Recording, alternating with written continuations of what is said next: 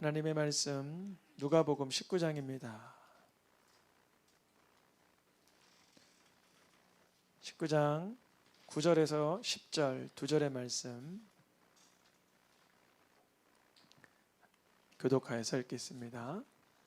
예수께서 이르시되 오늘 구원이 이 집에 이르렀으니 이 사람도 아브라함의 자손이미로다. 인자가 온 것은 잃어버린 자를 찾아 구원하려 함이니라. 아멘. 5월달 가정의 달을 맞이해서 너와 내 집이 구원을 받으리라, 이런 전체 주제로 4주간 말씀을 전하고 있습니다. 오늘은 마지막 시간인데요. 첫 주 어린이 주일, 어버이 주일, 그리고 부부의 날을 지나 모든 가정에 주님께서 구원, 은혜, 역사를 일으켜달라는 마음에 전체 주제를 한 주제로 잡고 오늘 말씀을 전하려고 합니다. 사복음서, 마태복음, 마가복음, 누가복음, 요한복음을 쓴 여러 저자들 중에 누가복음을 쓴 누가는 누가복음과 사도행전을 같이 기록했죠.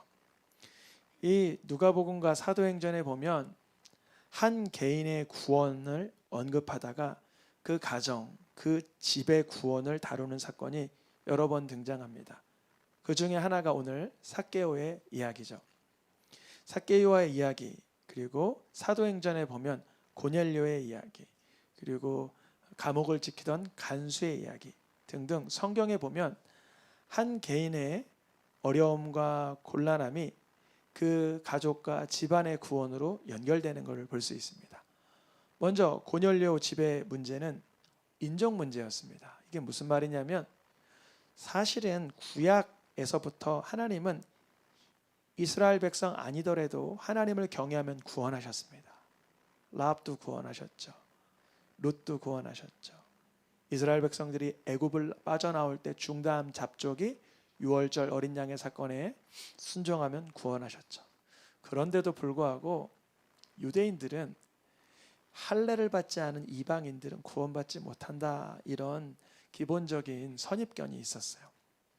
고넬료 집의 문제는 이 인종 문제였는데, 이 고넬료 집에 복음을 전하는 베드로가 그 사인을 받고 복음을 전하니 그 복음이 그 집에 구원이 되었습니다.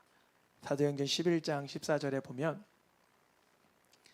너와 너 온 집이 구원받을 말씀을 너에게 이르리라. 우리가 고넬료가 인종 문제로 할례 받지 못해서 거리낌의 대상이었지만 그 사람에게 말씀이 전해지니 그 집안이 구원받을 말씀이 그 집에 전달되었습니다. 두 번째, 누가와 사도행전을 기록한 누가는 사도행전 16장에서는 간수의 이야기를 합니다.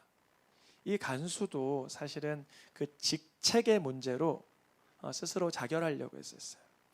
그러니까 칼을 빼어들 때 그때 이 복음이 전달된 것입니다. 이렇게 말합니다. 베드로에게, 베드로 선생이여, 나는 어떻게 해야 이 직책을 내가 수행하지 못해서 지금 죽을 지경인데 어떻게 하면 생명을 내가 연장받을 수 있습니까? 이렇게 질문한 거예요. 근데 참 신기하죠. 베드로는 이런 중대한 문제, 시급한 문제를 두고도 뭐라 그래요? 바울이 얘기했죠. 바울이요, 이렇게 물어본 거죠. 바울 일행이 뭐라 그래요? 읽어보겠습니다. 주 예수를 믿으라, 그리하면 너와 내 집이 구원을 받으리라. 이 간수가 죄수들을 잃어버린 문제는 자기만의 문제가 아니에요. 그 일가의 문제죠. 그러면 죄수 하나 놓치면 그 간수가 그거를 책임져야 되는 그러한 제도가 그 고대 사회에는 있었기 때문에 말이죠. 간수가 그 직책을 잘못했기 때문에 구원의 절박한 절실한 그 순간에 사도 바울은 신비롭게도 예수를 믿으면 너뿐 아니라 너의 일가가 구원받을 것이라. 한 개인을 넘어 구원을 말하고 있는 것은 구약에서도 여러 번 등장합니다. 노아의 집이 그렇죠. 노아의 집에는 홍수라는 문제가 있었죠. 근데 홍수는 노아 개인만의 문제가 아니라 전 지구적인 문제였죠. 노아가 하나님을 향하여서 은혜를 받고 하나님을 경외하게 되니 자기 영혼을 구원했습니까? 표현하기는 뭐라고 되어 있어요? 그 집을 구원했다. 노아 아내, 노아 아들, 노아 아들의 며느리, 노아 아들, 노아 아들의 며느리, 노아 아들, 노아 아들의 며느리 8명을 본인 포함해서 구원했다. 그러니까 성경에서는 한 사람의 믿음이 확장되는 것을 노아 때도 고넬료 때도 간수 때도 삭개오 때도 여러 번 보여주고 있어요. 조금 더 보면 요셉 때도 마찬가지입니다. 요셉 때의 문제는 뭐 여러 가지 문제가 있었지만 사실은 흉년의 문제가 절실했죠. 그때 요셉의 고백입니다. 읽어보겠습니다. 하나님이 생명을 구원하시려고 나를 당신들보다 먼저 보내셨나이다. 이 고백을 우리가 할 수 있기를 축복합니다. 이 고백은 희한한 고백이잖아요.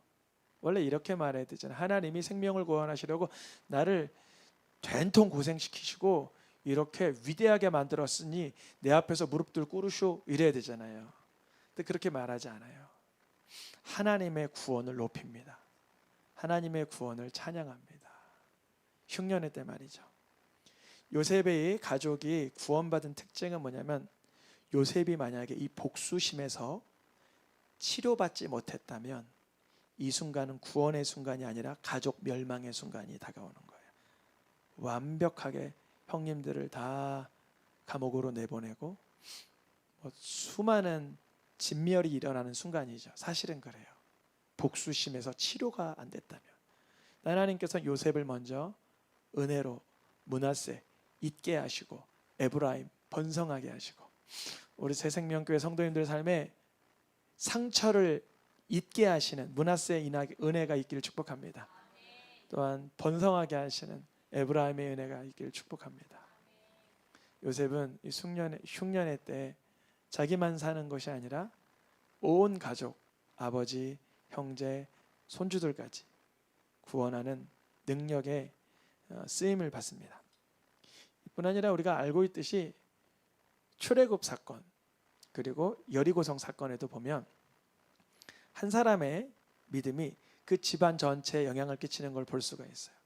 먼저 유월절 어린 양의 피를 바를 때 그 어디에다 발라요? 문설주 집에다 발라요. 그러니까 나한테 바르고 나 하나 살겠다 하는 게 아니라 그 집에 문설주에 바르면 그 집 안에 있는 사람은 장자들은 죽지 않았어요. 그러니까 이게 집에 관련된 사건이라는 거죠. 여리고성 멸망 때 출애굽 때는 물론 이스라엘 백성들에게 주신 메시지지만 중자한 잡족이 다 순종을 했습니다. 한 기적적인 일이죠. 여리고성의 멸망 때에도 라합이 그 정탐꾼들을 살려줬으니 라합만 살아도 되는데 정탐꾼들이 뭐라 그러냐면 너희 집에 사랑하는 이들, 가족, 친족들, 아버지의 가족들을 일가를 다 들여서 보호받도록 해라 그래요. 성경에서 희한하게 개인의 영혼을 귀히 여기는 성경인데 이 집에 관련된 관심사가 아주 높다는 거예요. 짜맞춘 것이 아니라 정말 그래요. 창세기 때부터 오늘 본문 누가복음 사도행전에까지 공동체의 구원, 연합적인 구원, 혈족의 구원, 그리고 성경에서는 집은 좀 더 확장되어 혈연만을 말하는 것이 아니라 영적 가족을 다 말하죠. 초대교회 교회는 가정적 개념이었습니다. 집에 대한 개념. 그래서 어느 집에 문 하나라, 어느 집에 문 하나라. 그거는 그 집에 개인적인 관심이 있어서가 아니라 그 집이 교회였기 때문에 그래요. 여러분 가정에 가정교회가 회복되기를 축복합니다. 주님께서 내 집을 구원하기 위하여서 먼저 시작점은 한 개인으로 시작을 하시죠. 오늘 본문의 삭개오도 그에게 사람들에게서 부름을 받는 이 직책, 그의 형편을 봐서는 구원을 향한 가로막힘이 너무 많았어요. 왜냐하면 삭개오란 이 사람은 써있듯이 세리장이라는 이 직책이 있었기 때문에 예수님께 나아가기가 좀 부담스러웠어요. 사람들에게 매국노라는 손짓 이렇게 조롱을 받았어요. 매국노. 우리나라 예전에 일제 강점기 때 일본 순사에게 우리나라 사람들의 세금을 갖다 주는 그런 중간고리 역할 정도로 했던 사람이기 때문에 그렇습니다. 삭개오는 예수님이 이 동네에 오신다는 소식을 듣고도 자기의 어떠한 체면, 조롱, 입장 때문에 가까이 나가기 어려웠고, 사실 예수님 아니더라도 살만했어요. 그의 형편이 뭐라고 표현되어 있어요?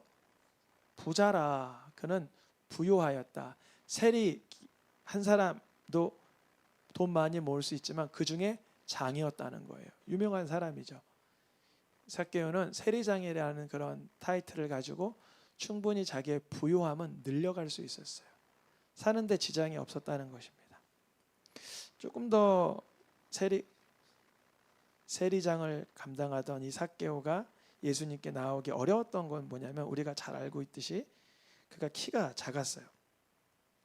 예수님을 보고 싶은 마음은 있었어요. 내 삶에도 좀 변화가 있을까. 근데 자기가 키가 작았어요. 그래서 저는 이런 생각했어요. 이 사람이 키 작고 사람들에게 놀림받아서 이를 악물고 세리장까지 올라갔구나. 오히려 키 작은 분들 중에 크게 되는 분들 많잖아요. 왜냐면 사람들이 나를 이렇게 함부로 보니까 더 악바리 같이 이렇게 세리장이 되었구나, 이런 상상을 좀 해봤습니다.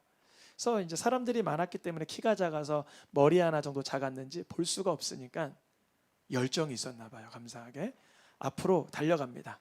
100m 달리기에서 이 나이, 세리장이 되기까지 몇 년이 걸릴 텐데, 그의 중년의 나이에 좀 사람들에게 어울리지 않는 행동을 합니다. 저도 초등학교 때 나무 올라가 보고 안 올라가 봤거든요. 성도님들 나무 요즘 올라가세요? 이 세리장 예수님 보려고 나무에 올라갑니다. 좀 유치한 모습이고 어떻게 보면은 저런 행동을 왜 할까, 그런데 올라갑니다. 그런데 여기 중요한 얘기가 있어요. 읽어보겠습니다. 노란 글씨. 이는 예수께서 그리로 지나가게 시게 되미로라. 신기하죠? 예수께서 그리로 지나가도록 그렇게 예측됨이더라. 이거는 중요한 얘기입니다. 삭개오는 예수님이 지나가시는 길목을 알았어요. 예수님이 어떻게 나아가실지 예측했다는 거예요. 이거는 공간적인 예측을 넘어서 영적인 예측이에요. 예수님이 우리 집안, 우리의 대화, 우리의 인생의 방향성에 어느 시점에 서 계실지를 안다는 거예요. 예수님이 노여워하고 증오하고 분노하고 혼미한 상태에는 그곳에서 예수님이 아니 계실 수 있지만, 내가 노여워할 때 주님이 나에게 임하시려면 어떻게 해야 되지? 이 노여움을 주님께 맡겨야지. 내 낙심을 주님께 올려드려야지. 내 절망감을 주님께 여쭤봐야지. 그러면 주님이 나에게 찾아오실 거야.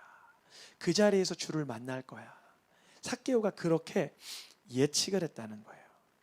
그래서 올라갔어요. 올라가 보니까 마침 예수님이 거기로 지나가시는 거예요. 거리는 아직 멀겠죠. 지나는 가게 됐어요. 예측이 딱 들어맞았어요. 그때 예수님이 먼저 보시죠.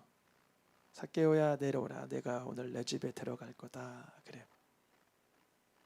삭개오가 내려오라 할 때 삭개오를 몇 명이 보고 있었을까요? 여기 보면 사람이 많아 이렇게 돼 있어요. 많은 사람이 삭개오를 쳐다보고, 저기 세리장, 저 매국노 예수님 보겠다고 저렇게 유치한 행동하고, 예수님이 내려오라 그랬다고 뭐 내려오겠어? 이런 조롱 섞인 눈빛들이 상당했을 텐데 그는 그게 기뻤어요. 너무 즐거웠어요. 예수님이 자기의 이름을 알아주심에 기뻤다는 거죠. 여러분, 예수님께서 내 이름을 부르시는 영적인 음성을 들으시길 축복합니다. 내 양은 나의 목자의 음성을 듣는다 그랬어요. 그가 가진 게 참 많았든, 그가 어떠한 명예를 가지고 있든, 그가 어떠한 직책이었던 그는 주의 말씀에 즐거워하여 주를 영접합니다. 근데 그때 사람들의 반응이에요. 사람들이 뭐라 그러냐면 속은 거래요. 읽어보겠습니다. 저가 죄인의 집에 유하러 들어갔다. 저는 누구냐면 예수, 죄인은 누구예요? 삭개오. 사람들은 삭개오를 삭개오라고 부르지 않았어요. 죄인이라고 불렀어요.